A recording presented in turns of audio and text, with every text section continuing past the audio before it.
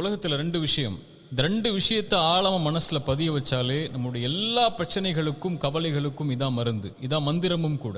முதல் மந்திரம், நம்முடைய வாழ்வாதாரம் இந்த உலகத்தில் முடிவு செய்யப்பட்டது. நம்முடைய கடைசி சொட்டு தண்ணீரை அருந்தாத வரைக்கும் மரணம் நம்மை வந்தடையாது.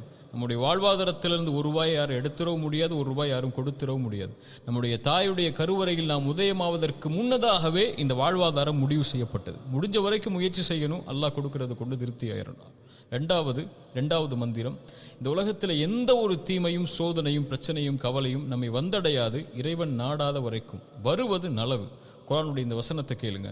குல் லை யுஸீபனா இல்லா மா கதபல்லாஹு லனா ஹுவ மௌலானா வ அலல்லாஹி ஃபல்யதவக்கலில் முஃமினூன்.